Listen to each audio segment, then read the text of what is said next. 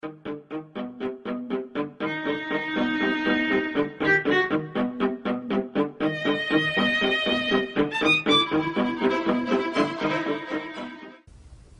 me just show you what thermography is. That's a completely normal thermogram. 52-year-old lady, 53 years old, breastfed children, completely normal. Black is cold, then shades of blue, yellow, red. Bit of thyroid problem up there. Completely normal. There's a right-sided breast cancer. Stands out like a sore thumb. That lady had completely normal mammograms and ultrasounds. In fact, in the end, I went to the radiologist and I said, if this woman hasn't got breast cancer, I'll sell the camera back to America, $40,000. They got a bit worried and sent her for an MRI, and that picked up the cancer. I want to cover what I'm now involved in, and have been for the past 5 years, because it's yet another extension of how dentistry is involved. This lady, 53 years old, she had breast cancer, 6 root-filled teeth, 4 of them happened to be on the breast acupuncture meridian. So what are her chances of not getting cancer? She also had amalgams and crown and bridge. And that x-ray was passed by a top dentist and oral surgeons being okay. But, hey, even I can see the problems, plus all the metallurgy.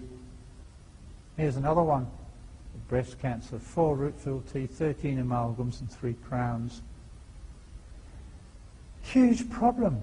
I get a patient with an abnormal thermogram that's deteriorating. She's heading towards breast cancer. And they've got that in their mouth. What am I supposed to do? Because it's pretty devastating to the patient to think that I'm going to get breast cancer unless I have all this dealt with. That's huge, huge cost. Psychological as well. But this is where we can combine the two professions. That's a completely normal thermogram.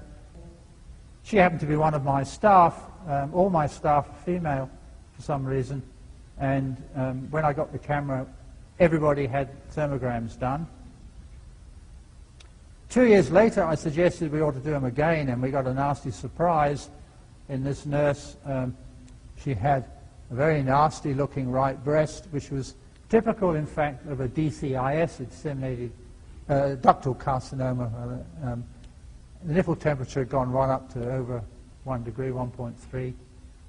So we intervened.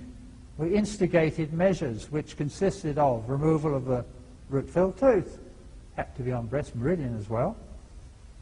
She had her amalgams removed. She went on vitamin C, selenium, DIM, Mullimen, homeopathic. 3 months later, looking better. 6 months later, looking even better. Nipple temperature down to 0.3, so normal. So before March it was that, and 1 year later it was that. Basically by including some dentistry and a few other bits and pieces, but the main thing was dentistry. So we've got a tool here with thermal imaging that can make inroads into the commonest form of cancer in women.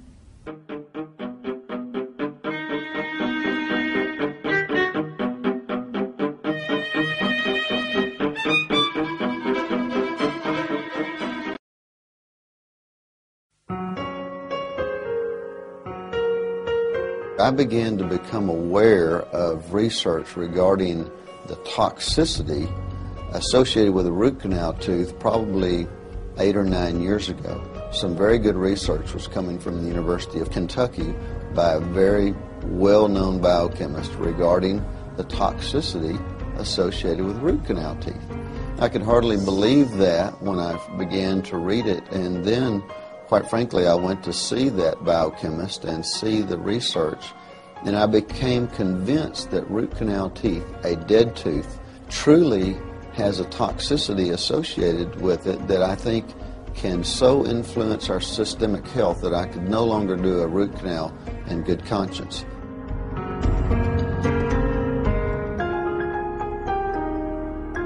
You know, there's no other place in the body that we leave something that's dead. If there's any place else in the body that you have something that dies and that is no longer receiving a good blood supply, we know in the medical community that you have to remove that part of the body because it's not healthy. We've been conducting our own study regarding root canal teeth. This particular study deals only with the very best root canal teeth, perfect on x-ray and asymptomatic.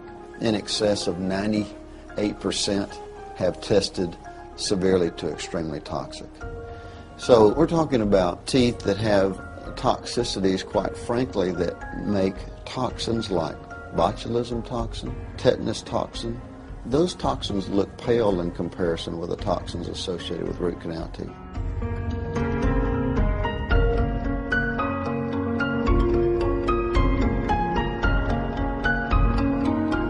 We happen to see in this office people who have had a root canal and only within weeks then be diagnosed with an autoimmune disease.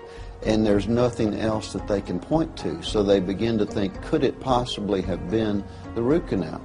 Even though that's frustrating, oftentimes we find that people's health really improves when you eliminate the toxicities associated with dentistry.